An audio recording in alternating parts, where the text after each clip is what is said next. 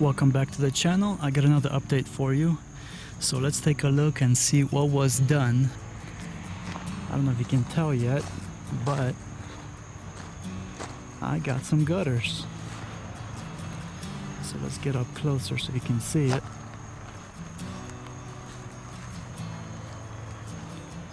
So there we go. We got some gutters going on.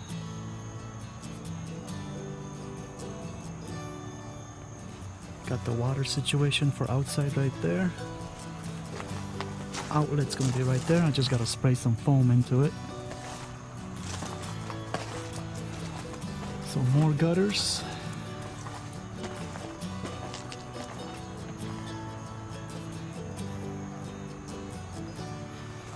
Downspout this way. Basically what I'm trying to avoid is I don't want the water to go that way, so I'm placing everything this way so the water can kind of go this way. And here's the other gutter going out this way. This obviously will get graded. The dirt will be cut, and so it's nice and smooth, and the water will be directed kind of to go that way. That one goes out this way so the water can go away from the house, like I told you in the previous episode. I just want the water to go away from the house. I don't like water sitting near the house or splashing all over the place. You try to control it. Once again, light will go right there, and that's how this gutter looks. And that's this side of the house. Okay, let's go inside and see what's going on inside.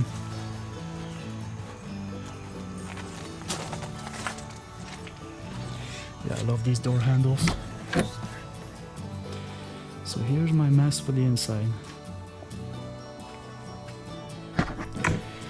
The insulation that you see here is leftovers. I'm not going to put it up because it's R38 and there's no more insulation to put up on the ceiling. So the person who did my insulation, I told him he can have it. He actually came out here with his fiance, and they did the insulation between the two of them. So I told them they can have it because they're trying to save up for their house. So I told them, hey, store this somewhere, and a couple jobs if you guys keep working for me, because they work for the guy that I hire. So that's how that worked out. So keep the leftovers, and then you can put your house together from my leftovers and whatever else you come across. So if they do enough jobs, they can build themselves a little house, and they won't have to spend much on materials, because I'll be happy to give it to them, kind of to start their life. They're like 23 years old. But anyway, on the inspection, this is one thing that I failed on, which I had no clue. It caught me off guard. Since the door is close to the window, the inspector said this piece here has to be tempered. And if you don't know what tempered glass is, just look that up. It basically, when you break it, it breaks into a gazillion pieces instead of one big piece that can come down and hurt you. The other window is fine, but this piece here has to be tempered. So even my guy that's building for me, he had no clue about that either. That caught him off guard, but it is what it is.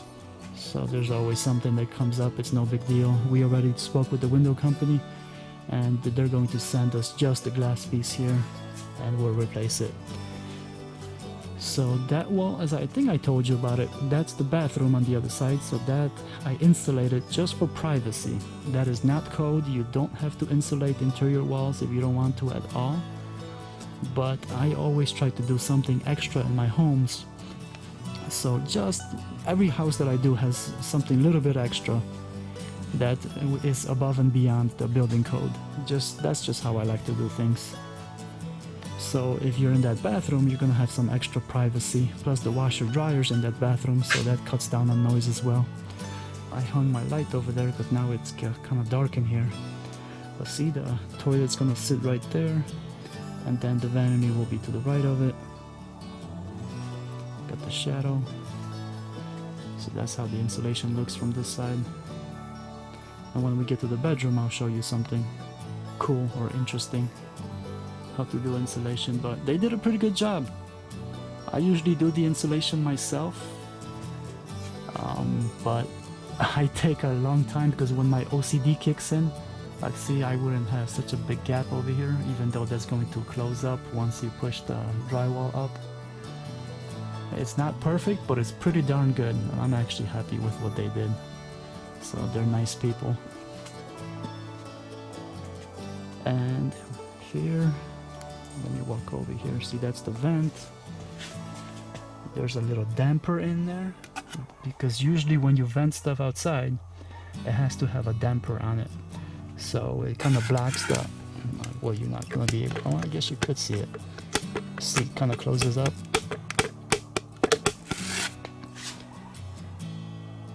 So that prevents basically from air coming into the house and just heating up or cooling up the whatever you're trying to vent. So dampers are usually code that you have to do. So this is where the R15 insulation starts, right here where the washer dryer is. And then it goes all the way basically on that side of the wall, which is the front of the house. See, R15 again. And I guess we'll work that way, and I'll show you the bedroom thing I was talking about. So see, since this is the area where the sun hits the house the most, that's the front of the house, that's the insulation I had left over, the R15 1.5. So I decided to put it all along the leftovers that I had along the front of the house, and then it stops in this corner and it transitions from R15 to, oops, that's upside down, R13. So there you go. So the rest of the house is R13. That's my little light temporarily, just so we get some extra light in here. And this is what I meant with the bedroom with the insulation. Interior walls, when you see stuff like this, it's fine because I insulated this whole wall, this whole side. This is the master bedroom, strictly for just sound deadening. So see, this whole wall is insulated, and it goes all the way, so it's insulated all the way. I haven't even shown you the agenda yet, but anyway. See, on the exterior wall, what you would want to do is peel it back and then put the half of it or whatever, however your wires are, on top of it, so it's nice and neat, and then you get the full value of the R value. If you kind of do it like this, you see this little area right here, you got a pocket that's not really insulated because the wire is pushing it. So if you do something like this on the exterior wall, you're going to have warm spots or cold spots basically in your insulation. So it's not, the insulation is not going to do what it's designed to do. So it's not going to be as efficient. It's not a huge difference, but it is a difference if the whole house is done that way. So on the exterior wall, this would be a no-no according to my standards. And this is the way you would want to do it. See, because once you pressed it in, you would have insulation on both sides of that cable. So that's how you would want to do it. Not much new going on in here, but that's the master closet, so you can kind of see what's going on, how big it is. That's the area kind of to get into where the spaghetti monster lives. If you watch the other episode, you know what that is. So you gotta make a house for the spaghetti monster as well. Electric panel where you see the cardboard right there. This room here. And as I said, I got now the locks and everything. It's overkill with the deadbolt, but that's just kind of door he got me. But no biggie. So this is gonna be one secure room, is way over secured, I guess. Alright, so that's this side of the house. Let me show you what's on the agenda, which this episode, I guess we did it kind of backwards. We jumped right into it. So this is what I talked about, was the insulation. The pricing for this stuff, the ceiling insulation was around $1,050, so that's on the bottom. And then the walls were about $400. And as you see, I have the 13/15, that's the R rating. because as I just showed you, I have both of them in this house. And square feet wise, the ceiling was about 1,070 and then walls were about 867. So that's how I came up with the figure. So just basically how much the insulation is. And as I told you in the previous episode, insulation, you can get good deals, depends where you buy it. You can get it on 10, 20, even 30% off, depends where you go. So just keep that in mind. So as you can tell, what is insulation? $14.50, that's before any discounts. So that's not that bad. Some people make it out to be like it costs a fortune to insulate the house. No, it doesn't. It's usually the labor. And speaking of that, labor's not that bad. If I hired one person, I would have paid them 30 bucks an hour. And if I hired two people, I would have paid them 15 bucks an hour. That's just how I function. This is a very straightforward, easy job. It's not difficult. So these guys did it for 21 hours, which was 130 bucks. And they came out here and worked a couple hours for the last couple of days. So it took them, I think, what was it, 3 or 4 days or something like that. But between the both of them, that's what they did. So then the rest of the whole stapling situation, insulation, you're going to need T50 staples, or depends what kind of stapler you have. And that's 10 bucks for 1,000 of them. And then a stapler, once again, depends what you get. The basic one, which tires out your hand that you kind of squeeze like this, that's 10 bucks. And the one I have is the one that you smack, like a hammered style, and that's usually 20, 30 bucks. That's the one I like better. That's the one I work with.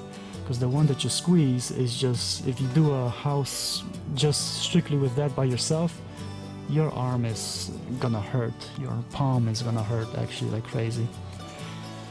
So that's that. And since you see the couple of buckets of compound, and then you see what is that, 6,000 screws, and you got, what is it, 6 of the tape rolls.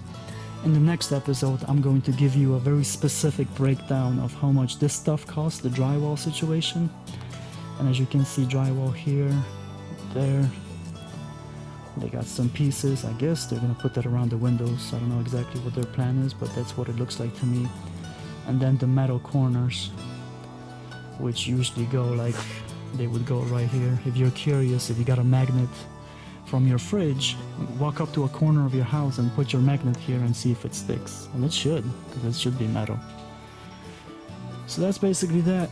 This is the return for the heating and air. And this is the neatest room that they did. And I mean, that is almost flawless. It's pretty good. They did a pretty good job. So, like I said, I'm happy and I would definitely use them again, so that's how that looks. This wall, we didn't insulate. So that's the second bedroom. But I guess this would be a good angle. You see? That whole wall, everything is insulated. That little peak, that little gable on the inside, that triangle, that is R38, and below it is R13. But as I told you, you don't have to do this. It's not code. It's just something I do strictly for privacy. So the master bedroom is a little bit better insulated than the other bedroom. And see, that's my light coming in. And see, that's how the ceiling looks. And it makes a huge difference, because this is officially the first day where the installation was in the whole day, because they just finished yesterday. So it makes a huge difference. It was a little bit above 80 degrees today, and inside was so much better. So good insulation makes such a big difference. So if you can catch a good sale, try to get the best insulation that you can. So on that note, like we usually do, we're going to end on the view. Thank you very much for watching, and I will see you guys next episode. Take care.